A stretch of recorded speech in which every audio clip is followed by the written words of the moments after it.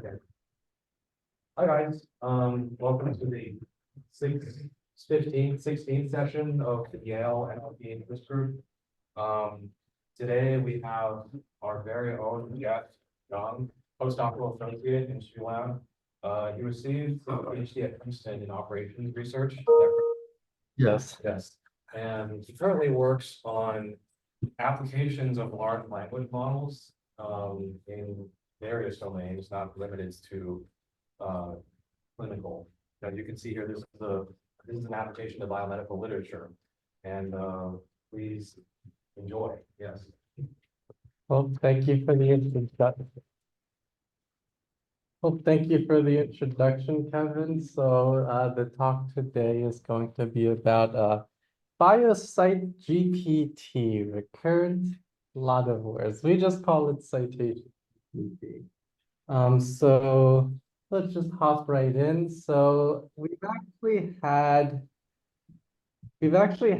multiple talks in the seminar series that have this theme that there's a lot of literature out there. So there's a lot of literature out there, and it's kind of getting hard to sift through it all. So there's been, previous talks in this series that focused mainly on visualization, this idea that you can. Make sure the screen is being shared. Often it says the slides are not visible. It says you're screen sharing. Yeah, Jeff, I just see you and just partially the slide. I don't see the slide completely. There's no one else here on this. I can see the slide. No, it's not your view. Yeah, do you see something at the top of your screen that's says like switch to shared content?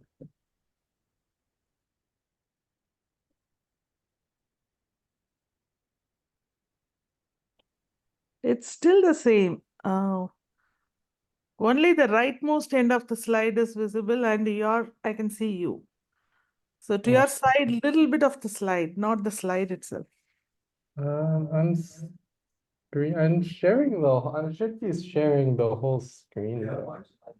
Kalpana, try rejoining the call. I seemed to fix it for someone else last week. Oh, okay, sure. Yeah. Thank you. Recording of this. Anyway, where was I? So there's been some previous talks in the seminar series that have talked about visualization, sort of picturing where articles go in time. Here we're going to talk mainly about citations. So, we all do research here. When we do research, we need to do that annoying part where we talk about what other people have done, and this might involve finding several dozen articles to cite, and that can be a bit annoying if all you want to do is talk about your own work and just get the paper out. So the idea behind Citation GPT is we want to facilitate that. We want to use AI to facilitate the task of, I want to cite an article on some particular topic, and we want to give you articles, that cite some particular topic. And large language models have been used for this task. As you can imagine, large language models are used for many, many things nowadays. This is just a bit of a very short overview of several of the things that large language models have been used for in sort of the citation recommendation body of tasks. And for the most part, they do kind of okay. Really the reason you want to use large language models is, say with like ChatGPT, you can just ask ChatGPT, hey, can you give me some references? And it'll just give you things, and it in principle doesn't need any training. In principle, you don't need to go out and label any data sets to make it work. But overall, you have existing tools that really only work on a topic level or an article level, so they're not going to give you a really fine-grained sort of article that's going to be exactly what you're looking for all of the time. And I'm sure that if you work with large language models in any sort of task where you need information, you're aware that large language models can often make up information. And at least from what we've observed, if you just straight up ask ChatGPT to come up with some article names for you, maybe 20% is going to be real articles. That's what we've observed in our experiments. So that's the task. We want to use large language models in order to inform citations. And not only that, we want to, one, do it on a sentence level. So we want to say, give us a sentence and we will give you an article that could be appropriate to cite given that sentence. So in order to do that, we need to do a couple of things. The first is we need to construct a data set. I'm going to spend some time in this talk talking about the data set that we constructed. And also we are going to talk about the framework we used that is in theory supposed to generate citations in a faithful way. Whereby faithful, I mean, one, they're real articles, and two, they are relevant articles. So the talk is basically just going to be preliminaries, and then I'm going to hop straight into the framework. Given that this is an NLP interest group, many people, I assume, know what embeddings and retrieval-augmented generation are, but just in case, retrieval-augmented generation is where if I have some large language model and I need some information out of that large language model, I can sort of improve the answers I get if I give the large language model some sort of document, some sort of text that may or may not contain relevant information about the question I'm asking. And if I give it, a document or text containing the answer, in principle, the large language model should be able to give me a better answer. And then embeddings are just a numerical way of representing text. So generally, when we talk about embeddings, we generally talk about word embeddings, and there's been a lot of models for that. But you can also extend the idea of embeddings to embeddings of sentences, paragraphs, entire articles. And that's what we're mainly going to be doing here. So maybe less commonly talked about for embeddings is this idea of contrastive loss. So contrastive loss is just a loss function that you do when you're training embeddings. And, if you've worked with embeddings before, you should probably know that the main idea when you use embeddings is that you want similar words, topics, ideas, sentences to be sort of close to similar words, topics, ideas, sentences. And, pretty much any properly trained embedding is going to do that. Contrastive loss is this idea where you want to say, all right, we have two things that should be close to each other. So in this case, I have some sentence, and this is an article that the sentence cites. And I want them to be close to each other. That's the whole point of working with embeddings. But not only that, I want irrelevant things to be far apart. So for example, I have this article down here, which is something that is not cited by this sentence up here. So I only not want 8 over here to be close to the sentence. I want the embedding for 152 down there to be far away. And that's the idea behind this loss function. You basically have the similarity of the positive samples up top And then you are normalizing that by essentially the similarity of the dissimilar or irrelevant samples down bottom. And you want to, in this case, minimize this. And, this does result in better embeddings. But what's the cost for this? The cost is you need you need a data set that will support this sort of analysis. So you can't just like use some unsupervised some unsupervised data or some data that only has like similar samples. You need a way to construct samples that are, in this case, irrelevant. So some articles that are not cited by some particular sentence. So now we're going to talk about the framework. So this framework is going to look very similar to a retrieval-augmented generation framework, but in the middle, we've inserted a few steps that are basically using large language models. So the first thing I'm going to talk about is the data, because we need the data to support basically anything we want to do with large language models. Second is the retrieval process. So I'm going to talk about how we do the retrieval, how we use large language models to enhance the retrieval process. Someone needs to be muted. The next thing we're going to talk about is something that I'm calling the discrimination process.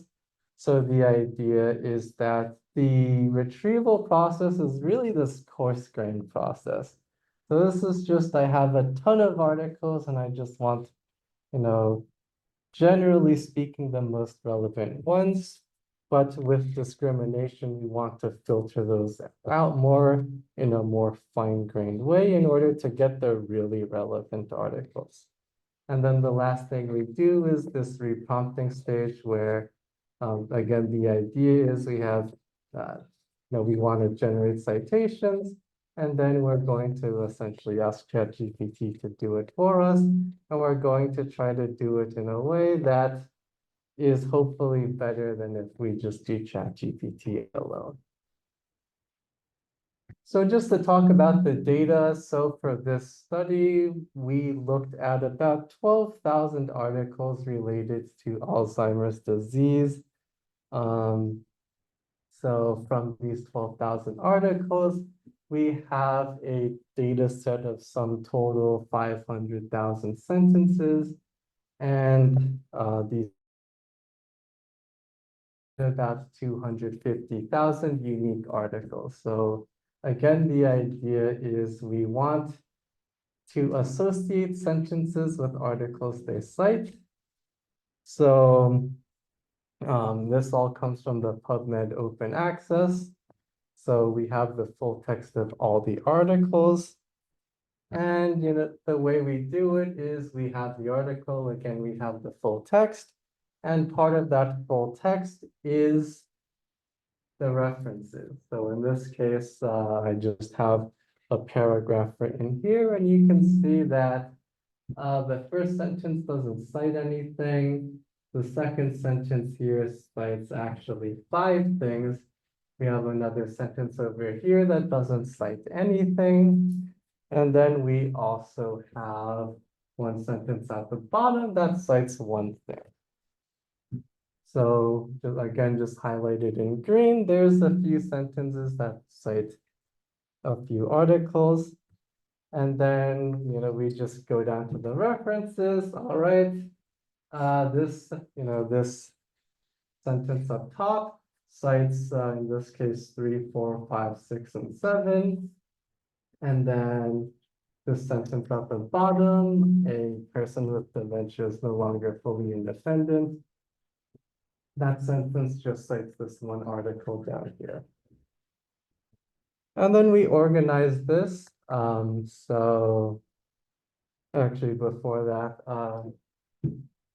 yeah, so, and then of course we do this for all the sentences in the article. So, an article can have many sentences.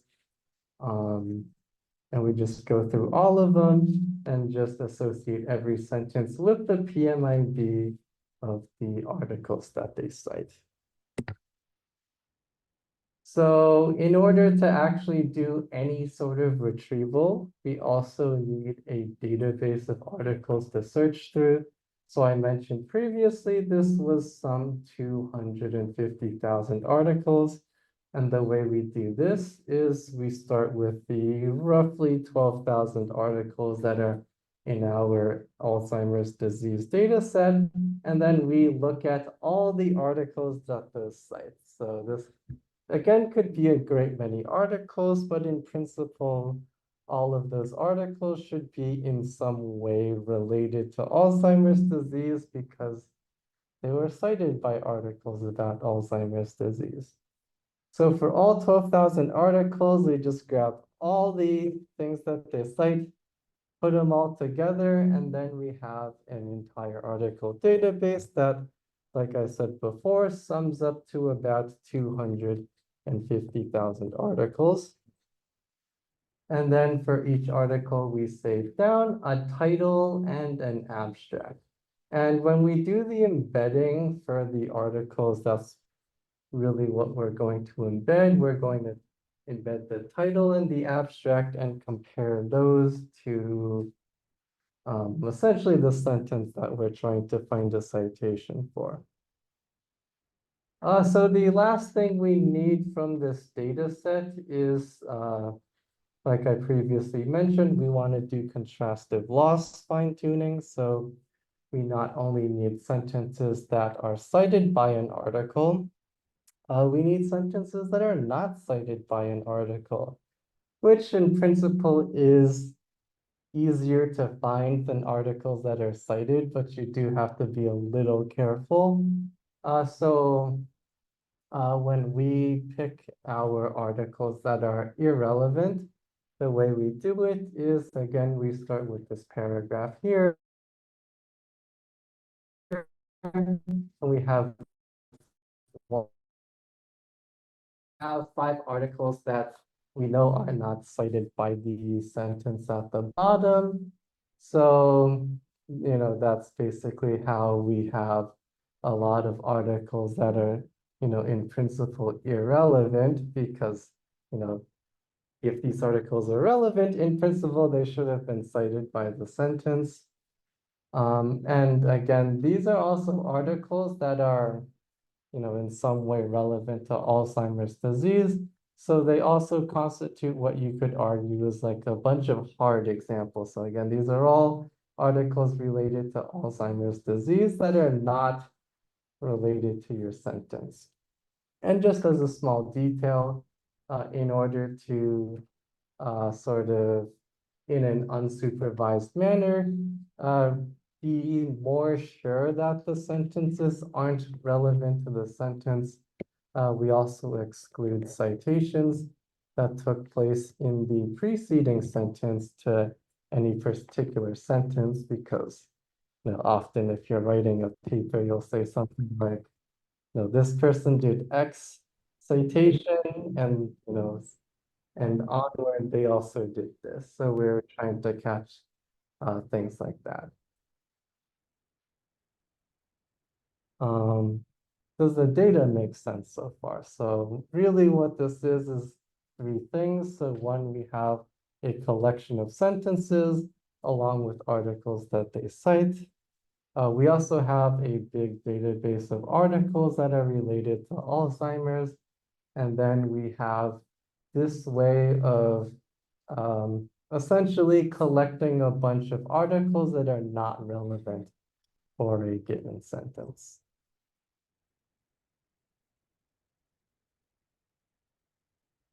Okay. So now on to the retrieval steps. So this retrieval again is just retrieval-augmented generation. The way we do it is we have a large database of Alzheimer's articles. So again, this was about 250,000 articles.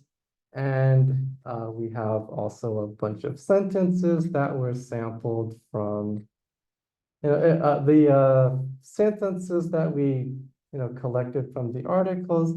We split a bunch of them up for testing, and then we used a bunch of different embedders in order to rank all 250,000 articles for those sentences. So again, I have a sentence, I embed it using one of these three baseline embedders. We also embed all 250,000 articles, and then we compute the similarity between a given sentence and all 250,000 articles and just rank them by the cosine similarity. And then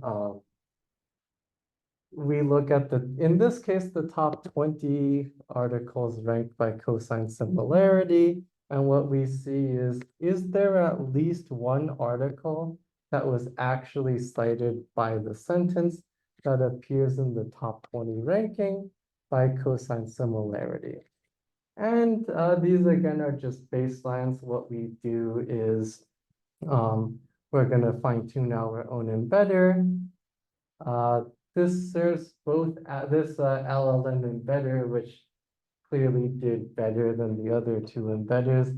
One is going to serve as a baseline in order to compare the performance of our own embedder.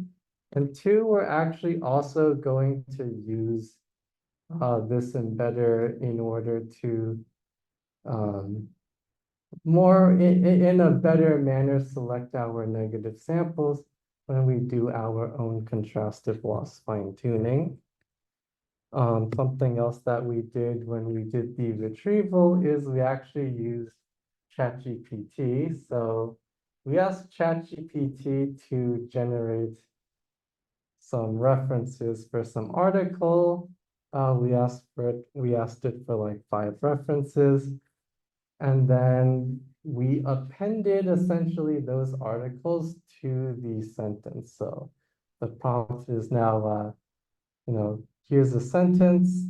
I want some articles.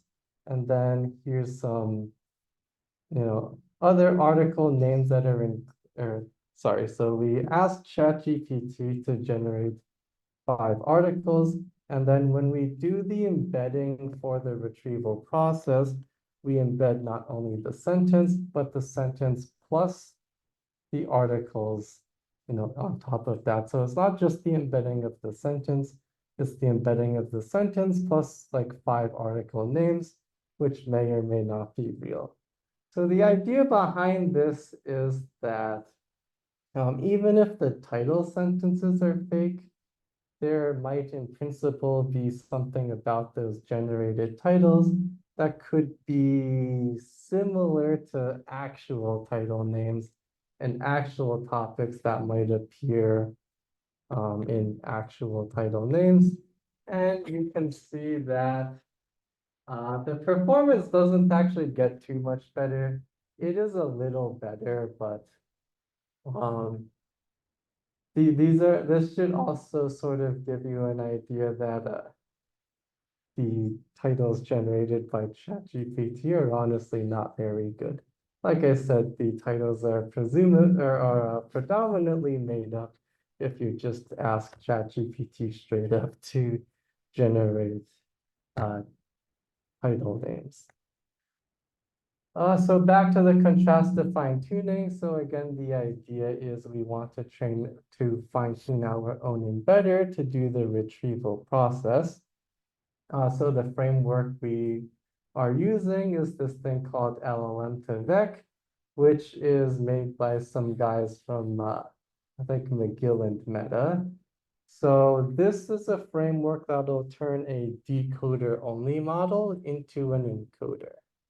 And they do 3 steps here. So one is that when you have a decoder-only network, the attention only goes one way. So they enable the bidirectional attention. They do this mask next token prediction, which again is standard for when you're training an embedder. And then the contrastive learning, which again is standard when you're trying to train an embedder. So we take this framework and then we apply it on our own contrastive learning data set that we constructed from our own data sets. So in order to do the contrastive fine-tuning, like I said before, we need citations, not only citations that are positive, meaning that the sentence actually cites the article, but we also need articles that are not cited by some particular sentence. And when we selected the negative samples, again, what we wanted was not only the articles were irrelevant, but we wanted articles that potentially could have been relevant. So the way we did this was, like I said before, we actually used the LLM embedder that you saw before as part of the selection process for the negative citations. So the way we did this is we sampled negative citations, not only from the same article, but also from the overall database.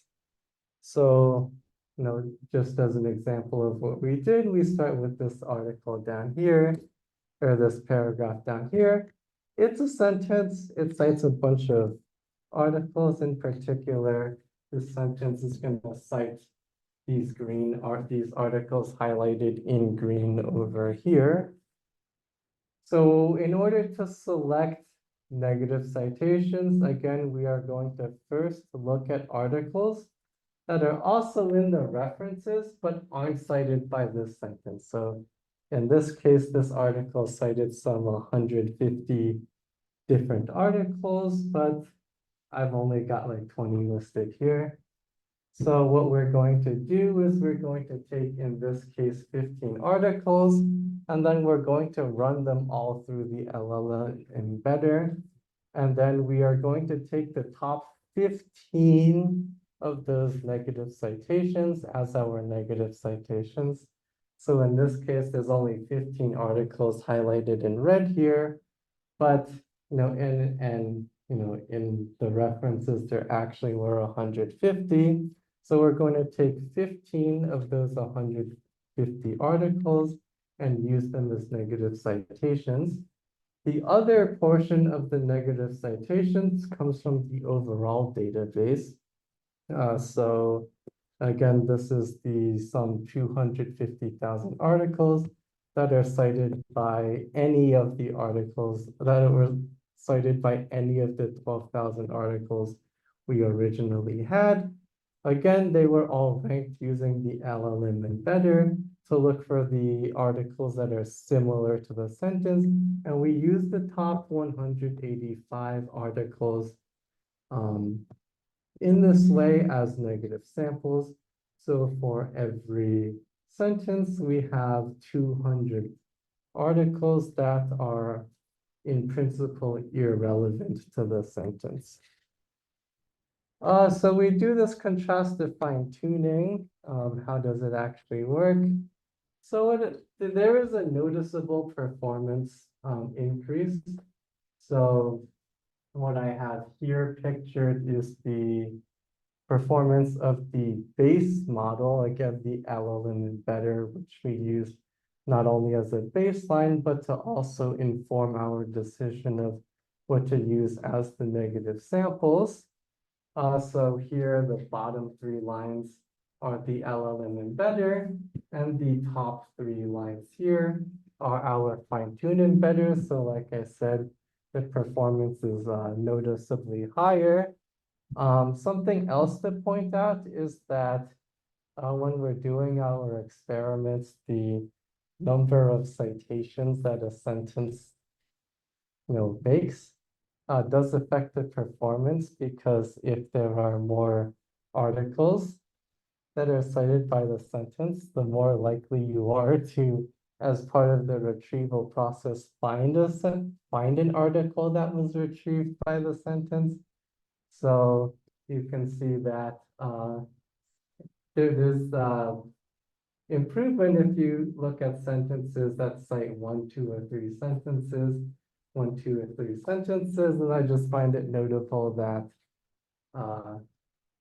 the sentences that cite 1 over here do even better than the ones that cite 2 down there. So an ongoing, so this is still work in progress. We're still doing more fine-tuning on this embedder. Something else that we're looking at is I described a way of constructing negative samples on the previous slide. We're also looking at other ways to construct negative samples. So the other ways we're looking at is purely sampling from the references of the same article. And then we're also toying around with, essentially we're toying around with the number of samples that we draw from the overall database of articles. So now onto the discriminator. So what I've described so far is a very coarse-grained retrieval process. So we start with a lot of articles, and then we use the embeddings to hopefully narrow down the list of articles that we look at. But, you know, as you saw on the previous couple slides, it's not necessarily entirely reliable, especially if, you know, you have 1, 2, or 3 citations in a total database of some like 250,000. You're basically looking for a needle in a haystack if you're doing that. So in order to try to improve the retrieval process, we have this second step here. Again, this is going to be done by large language models, but the idea is we have a discriminator. So the job of this discriminator is just straight up classification. So I give you a sentence and I give you a title and an abstract, and I ask you, does this sentence cite this article? So I just want to point out that, you know, in principle, yes, you could have just thrown the discriminator at the problem in the first place. But the idea here is that if you were to throw a large language model at like 250,000 articles, it would take a really long time. So the idea is we're first using the embedder to sort of narrow down articles that could be relevant. And then we follow that up with the discriminator. We, you know, give it only say 20 articles, maybe 30, and then ask for each of those individual articles whether that article actually is relevant to the sentence. So the discriminator, we have a few baseline models. So BM25. BM25 is essentially the first, it is one of the more well-known ranking algorithms. So this one I think just uses like bag of words. There's also Contriever and Mono T5, which are trained classifiers in order to try to you know, do this discrimination task. And then there's also large language models, so ChatGPT and GPT-4.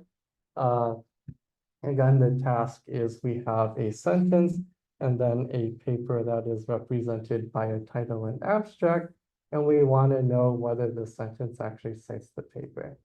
So these are our baselines, and what we're really trying to look at is the performance of fine-tuned models. So this is slightly older work. So these are discriminators that are trained on Llama 2. Fine-tuning discriminators on Llama, fine-tuning Llama 3 into discriminators is an ongoing process. But this is, again, a discriminator trained on, or that is based on fine-tuning Llama 2. So, you know, here's the baselines up top. The fine-tuned models are down on bottom. And you can more or less sort of, you might have been able to guess how the performance is. The Llama models did better than the baselines. Overall, the A 270 billion had the best performance. Again, this should not be too surprising. And this was on 15 positive samples and 15 negative samples for the fine-tuning process. Again, this is just saying that our fine-tuned llama model was effective at this discrimination task, especially when compared to the baselines. So if we look at the overall pipeline looks like this. We asked ChatGPT to generate some references for a given sentence. That's the prompt right there. We ask it for 5 articles, and then we use those articles as part of the retrieval pipeline.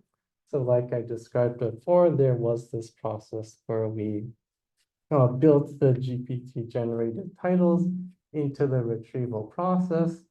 Once we use this retrieval process to get some candidate articles out, again, this is we do a coarse-grained retrieval and then a fine-grained discrimination. We reprompt GPT, except the difference here is we're still asking it to generate a bunch of titles, but we also give it the titles of some potentially relevant papers, and we want to see whether ChatGPT is more reliable when it comes to generating the titles. So these are just the numbers over here. So Llama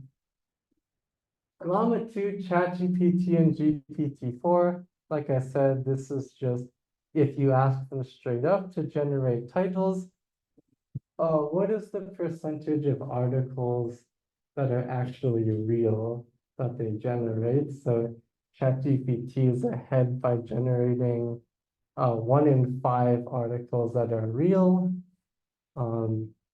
Our retrieval process where we reprompt GPT with real title names does improve the performance, but as you can see, ChatGPT still tries to come up with articles on its own. So the factuality of our process is still only going to be like 43%, but that's still higher than 20%. As for the actual number of true articles that we retrieved 17.5%.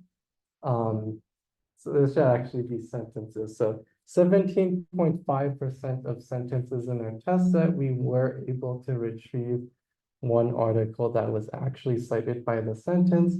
So again, this is, we passed the sentence through the retrieval process and then passed everything through the discriminator.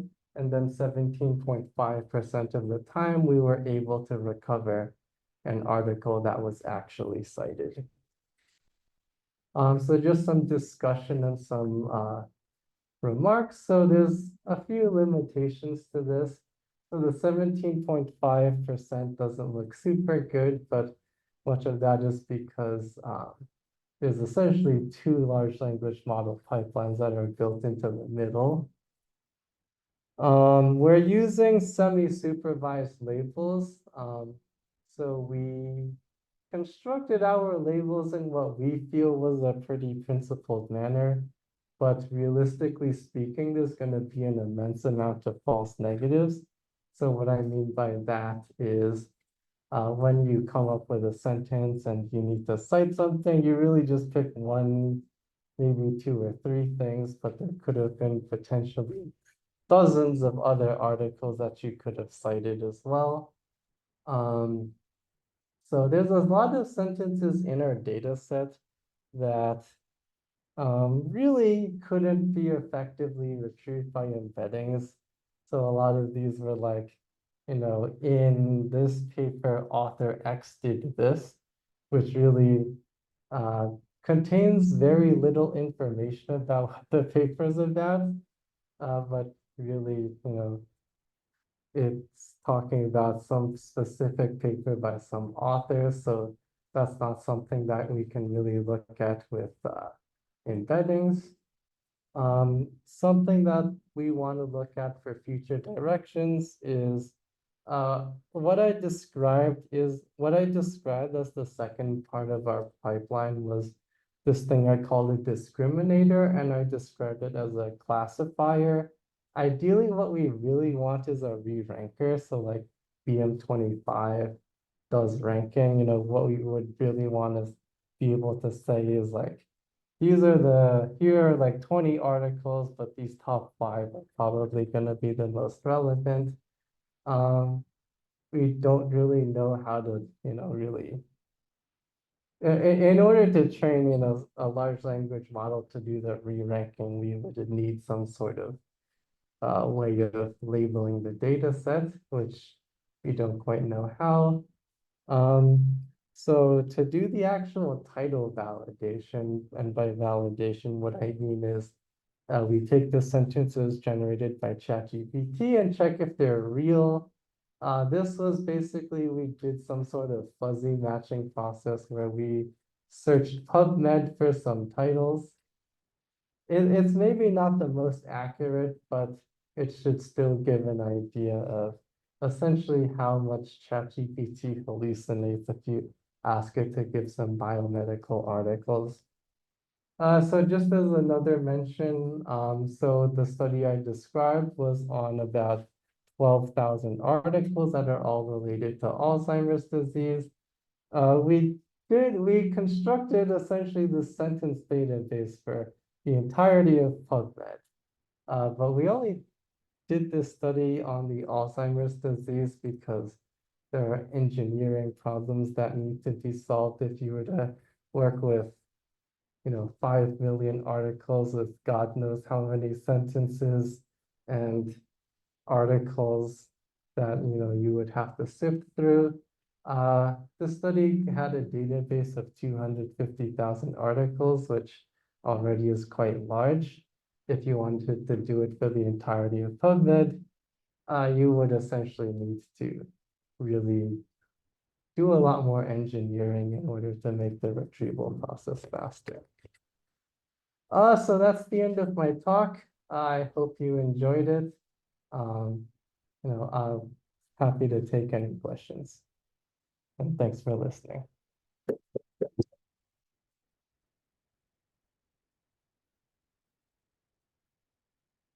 What is your nearest neighbor retrieval system?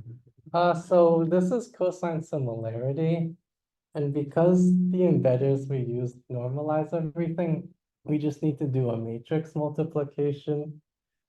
That matrix multiplication as of right now, the test set we have is some 500 sentences and a database of like 250,000. That's like a 20-minute matrix multiplication. That's pairwise. Yeah, so we do the pairwise similarity between every sentence and every article. Okay. And right now that's just the 20-minute matrix multiplication. There are a bunch of approximate near neighbor data Yeah. structures. So you're planning to. So we don't know if we're going to, we don't know if we're going to do the study on the entire data set.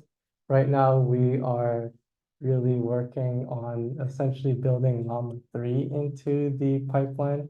So the results on the embedder were for Llama 3, but the results on the discriminator were on Llama 2. So we are currently working on essentially updating that to Llama 3. And also the embedding framework is somewhat new, so we're also working on improving that embedding. And Yeah. so if the computational complexity isn't a bottleneck, potentially that could open up doing sentence-based, right? Because right now you're doing abstract versus a sentence, which is not. Yeah, You're asking contrastive learning to do an entailment task, really. yeah. Would you want to look into breaking out into sentences, or maybe just looking at the conclusion or something like that? You need to come to some sort of decision about how you want to represent an article. If I didn't have to worry about computation, then I guess you could piece it in, piece up the abstract, and it would probably do better break it into like, 3 or 4 chunks. It would take 3 or 4 times as long, but if you don't care about computational power, you don't care. Really what you would have to do if you wanted to do this for all of PubMed is, like you said, use an approximate nearest neighbor search. You would also really want to take advantage of the mesh terms most likely. So like I said, for the articles, we represented them really just using a title and an abstract. We didn't use the mesh terms. We also didn't use the authors, although we did some experiments where we threw the author names in, and it didn't actually help the cases where, like, sentences like in 2009 author X did Y. It didn't actually help too much for those cases, so we didn't end up keeping the author names in. I hope that answered the question. Yeah. And what might be useful, Facebook AI similarity search, I think Face claims to be able to do billion scale nearest neighbor, approximate nearest neighbor retrieval once you go to the next. Yeah. I mean, I know there's algorithms out there, but we're still working on essentially the LLM parts of the pipeline. There's still a bit of improvement we can have there.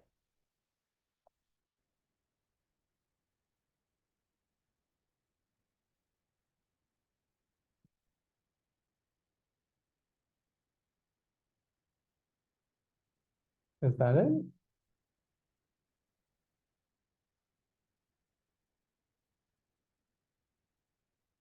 All right. Okay, all right. Okay, well, thank you, Jeff. And thank you